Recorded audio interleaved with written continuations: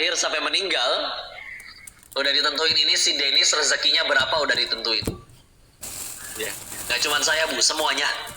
Ya, yang lainnya baru ajalnya, amalnya, dan celaka atau bahagianya. Tapi paling pertama rezeki, ya, tentuin. Tahu salah satu alasan kita masih hidup hingga detik ini? Karena rezeki yang sudah Allah janjiin waktu kita di rahim ini belum kita terima semuanya. Kok dia udah terkapar, koma di rumah sakit, nggak bisa apa-apa. Kata Allah masih ada rezekinya, masuk lewat infus. Nggak bisa kerja itu orang, koma kok.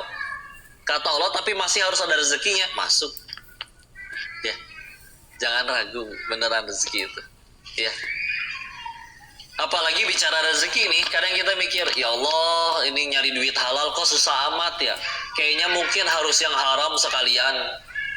Kalau yang haram mungkin bakal dapat lebih gede kali ya. Kadang mikir gitu ya. Yang kerja lurus bener, ya Allah gaji cuma segini. Wah ini kalau saya ngambil uang perusahaan nggak ada yang tahu nih. Saya ngecek sendiri, saya yang dipercaya, nggak akan ketahuan lah ngambil sedikit-sedikit mah. Kadang ada orang digoda syaiton, diberi pemikiran seperti itu. Padahal kalau ternyata bicara masalah rezeki ya, misal kalau kata Allah si Koko bulan ini dapatnya misalkan 10 juta ya, maka mau pakai cara halal atau haram tetap segitu. Ulangi ya, misalkan ibu, kata Allah rezeki ibu bulan ini Bu 1 miliar Bu, mau ibu pakai cara halal, mau ibu pakai cara haram tetap segitu Bu, nggak akan berubah. Nggak akan berubah. Cuman kadang kita mikirnya kalau haram kan bisa lebih banyak kan. Kok apa salah satu buktinya? Dikisahkan dari Ali bin Abi Thalib radhiyallahu an, karamallahu wajhah. Beliau pernah meminta seorang anak kecil untuk bersihkan dudukan kudanya, pelana kudanya, ya. Ditinggallah sholat oleh Sayyidina Ali, ya. Selesai sholat, nggak ada itu anak. Terus dudukan kudanya, pelananya juga hilang, tinggal kudanya doang, ya. Maka waduh kemana ya ini anak, udahlah nggak usah suzon, pergi aja ke toko pelana kuda buat beli yang baru. Atas izin Allah nyampe di satu toko, ngeliat bahasa kitanya mah asawau no etanya, Insya Allah. Nanya kan kepada si ininya, Pak meser gitu ya, boleh gimana sih anak-anak. Iya gitu, boleh. Kayak gitu juga ya, keren Ali mah, Masya Allah. Bahasa kitanya gini nanya, Pak, ai punten Bapak. Masa pakai bahasa Sunda. Bapak, ya udahlah ya, biar tambah ngerti aja. Pak, punten, ai Bapak itu dapat dari mana? Jana. Oh, tadi ada anak kecil ngajual Jana. Bapak, boleh saya tahu, Bapak kasih uang berapa ke anak kecil itu? Oh, tadi saya kasih 1 dirham. Jana. Lalu Ali berkata dalam hatinya, demi Allah yang jiwaku berada di tangannya, dalam genggamannya, memang selepas aku sholat pun aku memang ingin memberikan anak itu 1 dirham juga. Ya, tapi coba lihat ya, kita bandingkan. Si anak nggak sabar, ngerasanya kalau misalkan dicuri lebih cepat, dapatnya pasti lebih gede dan dapatnya lebih cepat. Ya. Tapi ternyata udah mah dicuri, dapatnya tetap 1 dirham plus dosa. Kalau dia mau bersabar, dapatnya juga 1 dirham plus pahala. Mana yang lebih untung? Iya, ya. Kadang kita mikirnya, aduh gimana nih, nggak bisa nih. Kalau saya nggak sambil nyari selentingan lain, meskipun kata orang haram lah, udahlah peduli amat. Enggak, tetap segitu. Udah mah tetap segitu, tambah dosa, atulah ya, rugi pisahnya. Rugi pisan, kecuali kalau memang pasti dengan cara haram pasti aku jadi lebih kaya, enggak juga, pasti segitu juga ya. Dan kalau udah malah jadi dosanya, itu yang rugi ya. Dan ingat, rezeki manusia itu cuma 3, ingat nggak apa aja? Apa? Yang dimakan lalu menjadi kotoran, ya lengkap ya. Ya, jadi yang masuk lalu menjadi kotoran, lalu yang dikenakan lalu menjadi usang. Nggak cuma pakaian ya, sendal juga bisa ya, dan lain-lain. Dan yang terakhir, yang diinfakkan di jalan Allah, ya, insya Allah. Maka kita bahas satu-satu. Yang dimakan lalu menjadi kotoran. Kalau misalkan nanti acara bukber, buka puasa, terus kita diminta bungkusin makanan, karena kebanyakan. Berkah ya Ramadan itu, orang bilang krisis 2023 lah, resesi lah, dolar naik lah. Enggak, tuh tetap aja setiap masjid bagi-bagi makanan ya. Luar biasa berkahnya Ramadan itu. Ya. Udah bawa makanan bu, udah sadar, dah ini mah bisa saya bawa pulang, ini pasti jadi rezeki saya. Waktu itu teh ada teman kayak gitu juga. Parkir ayam nasi dan ayamnya digantungin di motor di kantong plastik. Ya. Udah gitu dia ke tempat temennya sebentar, keluar ayamnya udah digondol kucing ya, sobek ini ya, dicak ya, kuat kan kucing cukup kuat lah buat nyakar kantong kresek kan, kantong kresek hitam biasa, kecakar, ayamnya digondol. Ya berarti itu belum jadi rezeki kita. Jadi ternyata kita hanya dipilih menjadi jalan rezeki bagi hamba Allah yang lain, yaitu si ucing ya. Jadi begitu bu, sebelum lewat sini bu, bukan rezeki kita bu. Jangankan makanan bu, yang di kulkas ibu tuh udah standby buat dimasak nanti sore ya. Kalau ternyata pulang-pulang udah nggak ada, ya udah rezeki orang ya, meskipun dia ngambilnya dengan cara tidak baik misalkan. Jangankan itu, termasuk ibu ambil handphone, ibu cek saldo ibu masing-masing sekarang, ibu lihat itu rekeningnya atas nama ibu masing-masing ya. Tapi itu ya sama, meskipun di banknya atas nama ibu, sebelum lewat sini bu, belum jadi rezeki ibu. Ya. Tabunganku banyak. Kadang ada orang yang bisa senang hanya dengan ngelihat rekening saldonya sendiri bu. Alhamdulillah udah segini, sumringah bu. Ya. Akhirnya tabunganku cukup gitu ya. Ternyata telepon si anak teh, mah ini kena masalah, tadi ade belajar nyetir nabrak, mesti gantiin. Ya Allah, gantiin berapa deh? 14 miliar mah. Hah? Iya, nabrak BMW 7, atuh mili-mili atuh deh kalau nabrak teh. Pohon toge yang ditabrak, ini BMW pisan. Nah, ternyata rezeki bengkel ya. Enggak bu, sebelum lewat sini bu, udah mah harus baru jadi rezeki kalau lewat sini. Dan juga yang bisa jadi perbedaan rasanya cuma 5 cm bu, sepanjang lidah. Sok makan tempe sama stik yang 1,5 juta harganya, bedanya di lidah doang bu. Udah lewat sini bu, sama bu ya, sama aja, jadi kotoran juga, bau-bau juga ya nggak. Sama kayak dulu suka dikasih tahu sama mami saya ya, kalau beli sepatu mahal-mahal emang kakinya jadi wangi gitu. Enggak juga, baunya juga sama. Insya Allah. Apa begitu pakai sepatu mahal, apa sih istilahnya, kukunya lepas tuh namanya apa sih? Ada penyakit di kaki kalau kukunya lepas. Hah? Bukan. Oh, cantengan. Tahu nggak? Di Bogor mah cantengan namanya. Kukunya lepas teh bu, kan sakit tuh ya. Pakai sepatu mahal jadi sembuh gitu? Enggak juga, sama aja ya. Malah justru gara-gara cantengan ada berdarahnya, jangan sayang sepatunya nanti jadi kotor, ya Allah. Jadi nggak jadi dipakai-pakai ya. Gitu lah ya. Pokoknya sebelum lewat sini bu, belum jadi rezeki kita bu, aku yakin. Ya. Yang kedua, yang dikenakan lalu menjadi usang. Kayak waktu tsunami 2018 di Palu, Sulawesi kemarin ya. Dijamin itu di lemarinya nggak cuma satu baju. Giliran udah anyut semuanya porak-poranda, ya udah rezekinya yang tinggal nempel di badan aja. Tahu-tahu ngelihat orang pakai baju, loh itu kan baju saya ingat itu ada di lemari saya. Cuman udah ikut anyut, udah ikut apa, masa kita larang, balikin baju saya? Mana iya bisa, orang lagi sama-sama kena bencana. Gak ada empatinya kalau kayak begitu ya. Maka ya udah. Atau kadang namanya hasrat belanjanya wanita ya, kadang nyampe di suatu pusat perbelanjaan, ih bagus, pakai beli we satu ya, taruh digantung di rumah ya.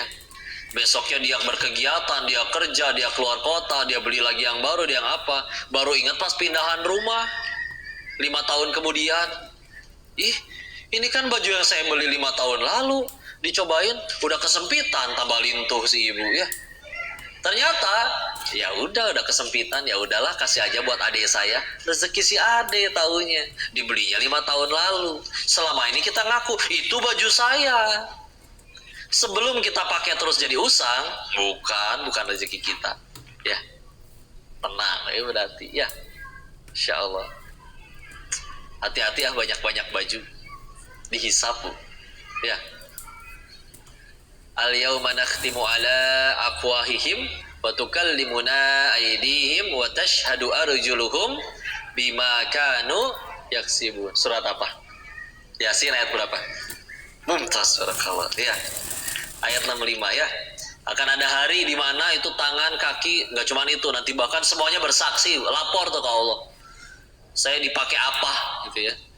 Baju yang sering dipakai ke masjid, sandal yang udah sampai ipis bu tumitnya, tapi dipakai ke masjid mulu, oh itu bersaksi paling keras tuh bu ya. Daripada sepatu mewah yang sampai kita taruh di etalase lemari sendiri, sengaja ditaruh hanya untuk pamer, ditaruh di ruang tengah gitu ya.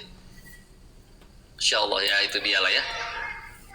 Karena kalau atulah pernah lihat ini nggak sih di YouTube, rumah Nabi itu dulu seperti apa? Sakitu-kitu nah, boro ada pajangan ya, boro ada hordeng mewah gitu, ada pajangan macam-macam, kitchen set mau alaya bu ya. Tapi kalau sekarang Masya Allah dibikin di ruang tengah, ini buat naruh, kadang piring, tapi piring cantik gitu ya, ada tulisannya apa, taruh pajang Gucci ya, Gucci dibuat dari tanah liat, keramik, porselen ya, taruh jadi pajangan hiasan, indah betul. Cuman yuk sering luruskan niat lagi, itu teh dibeli buat apa ya? Untuk dipuji makhluk, atau karena kalau udah tujuannya dipuji makhluk, udah kita diciptakan untuk beribadah, tapi berkegiatan untuk mencari pujian makhluk, udahlah. Sedangkan duitnya dari Allah, dikasih kepada kita duit itu untuk menguji kita tambah baik atau tambah jauh dari Allah. Tidak dipakai tambah dekat kepada Allah, maka ya udah bersaksi nanti itunya ya. Jadi gitu ya, akan bersaksi ya kak, iyalah secukupnya aja ya. Pakai baju bagus boleh, Nabi juga ketika berdakwah menyesuaikan, pakai pakaian yang bagus, yang sopan.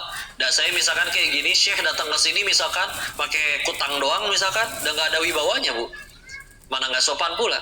Nah nyesuaiin ya. Kajiannya lagi sama saya, jadi saya pakai peci ya, baju koko gitu ya, koko pakai baju koko. Insya Allah jadi terkoko-koko nanti. Kan ada tercipung-cipung ya, Insya Allah. Alhamdulillah. Lanjut yang ketiga, rezeki manusia ya. Apa tadi? Yang diinfakkan di jalan Allah. Udah ini mah jelas ya. Ingat cerita tentang seorang pengusaha soleh? Pengusaha ini punya kebiasaan setiap kali beres jualan cuman disisain buat belanja besok. Sisanya habis untuk disedekahin. Sampai teman-temannya tanya, kamu gak sayang ya sama uang kamu? Invest dong kayak kita, beli tanah, beli apa, nilainya naik gitu misalkan. Maka dijawab ke si pengusaha soleh itu tadi teh, justru saya sayang pisan sama harta saya. Matak pengen saya bawa mati. Gimana caranya? Ditransfer dari rekening dunia ke rekening akhirat. Sedekahin ya. Dan rezeki matulah bu, kita yang ngumpulin. Bahkan kalau beneran kekumpul nih bu, ada orang kumpulin duit 1 miliar pengen beli mobil mewah, kekumpul bu, beneran dapat 1 miliar, berangkatlah dia ke showroom, tengah jalan ke showroom meninggal bu, mati di jalan ya. Duit 1 miliarnya kemana? Waris ya.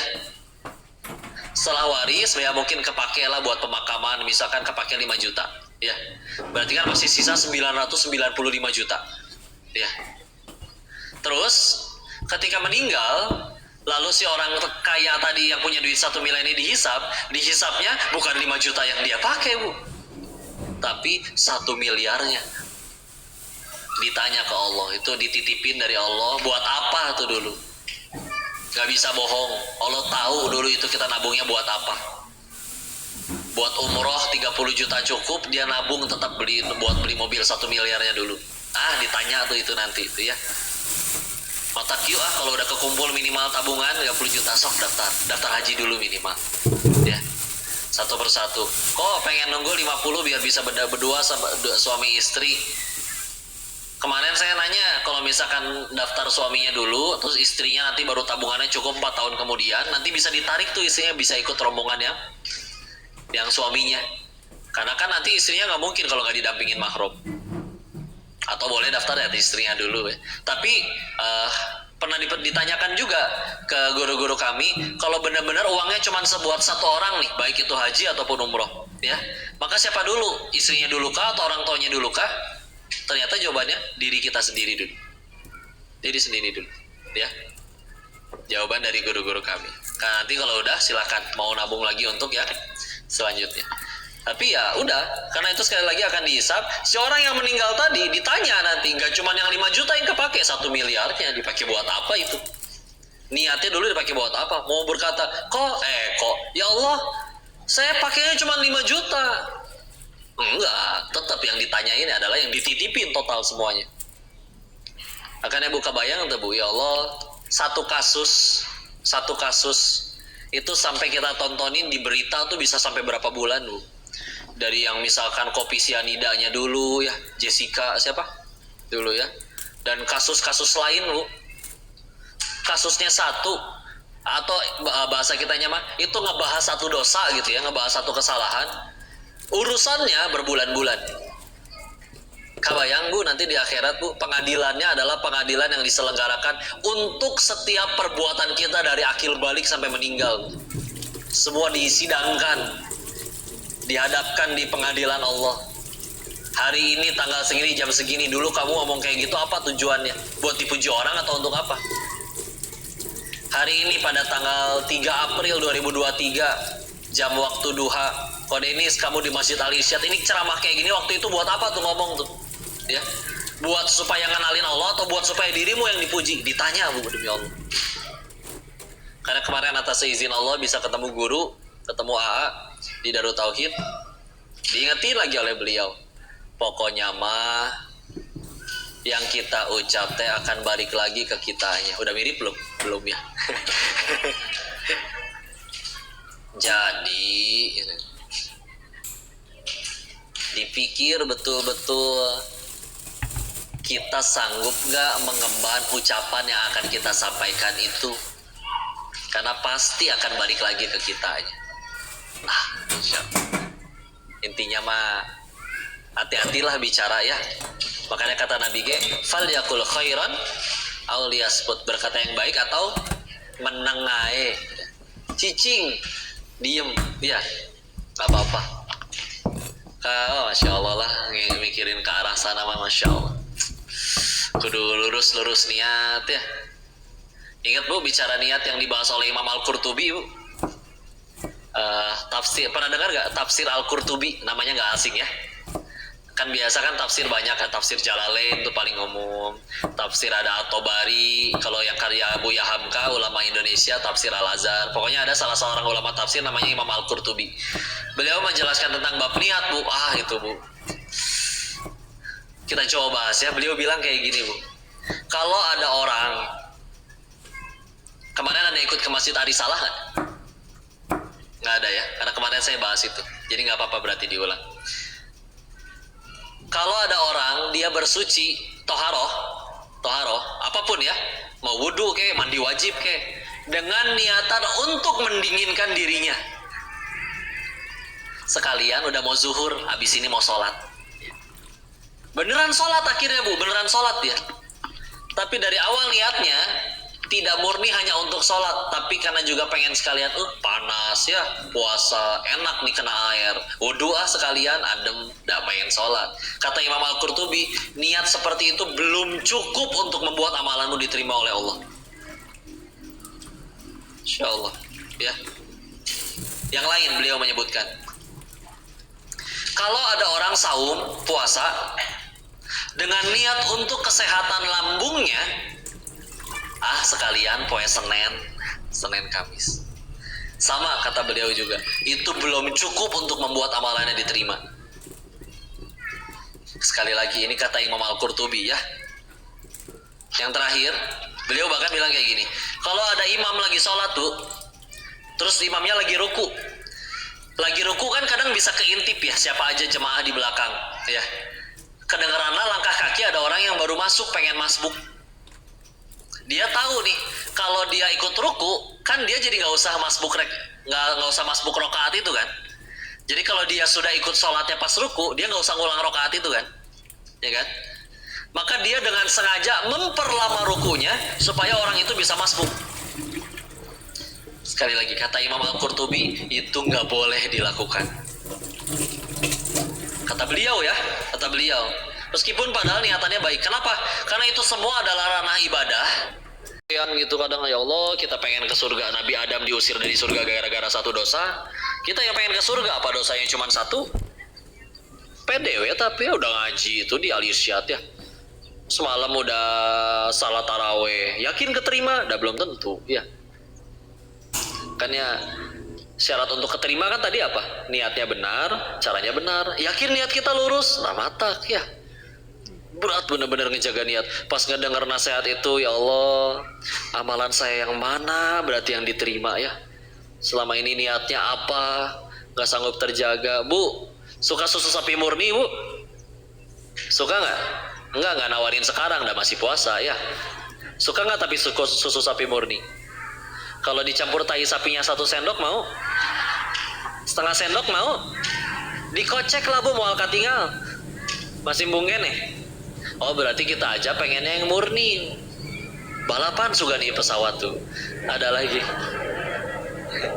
Soklah sing lewat dulu, ya Allah, lindungi yang naik pesawat ya Allah, sing lancar, pilotnya nggak ngantuk, semuanya sampai dengan selamat di tujuan masing-masing. Amin ya rabbal alamin. Doain ya. Balik lagi tadi ya. Maka ketika lihat itu, ya Allah, amalan saya yang mana berarti yang diterima oleh Allah, nggak ada yang tahu. Karena bicara, insya Allah, memang semua untuk murni ibadahnya. Murni itu agar keterima itu, ya niatnya murni lillahi ta'ala, dan juga caranya benar ngikutin yang dicontohin Rasul. Ada murniin aja semuanya, ya. Karena kalau nggak murni niatnya, ada. Mataku jawab dengan jujur ya. Kesini beneran pengen ngaji atau pengen ngeliat si Koko? Pengen ngaji atau pengen foto? Dua-duanya bu. Kira-kira Allah lebih suka yang mana bu? Niat yang ngaji atau niat pengen foto bu? Ngaji aja berarti ya. Sok dilurusin lagi. Bonusnya dikira sabun colek jadi bonusnya. Ya Allah, sing lurus lah bu ya, insya Allah. Kok emang fotonya dosa ya? Fotonya mah nggak dosa sih ya, cuman kan kita bicara ibadah, kadang ngaji itu ibadah. Ya sok atau niatin terus kata Allah ya, insya Allah. Bismillah. Ya gitulah masa rezeki mah sudah Allah jamin, sudah Allah tentukan, sudah Allah takdirkan, sudah Allah gariskan. Maka jangan sampai itu malah menjadi pusat perhatian kita yang setiap hari kita rujit mikirin itu terus ya. Karena padahal sudah Allah tentukan, demi Allah gak akan diri ini mati, gak akan kita semua mati sebelum yang tadi sudah Allah tentukan akan nyampe ke tangan kita ya. Sama ketika kita bicara sedekah pun ya, misalkan ya kita ngeluarin uang misalkan 10.000 dikasih ke orang, sejatinya itu bukan kita yang sedekah bu, tapi sejatinya adalah Allah sedang bersedekah kepada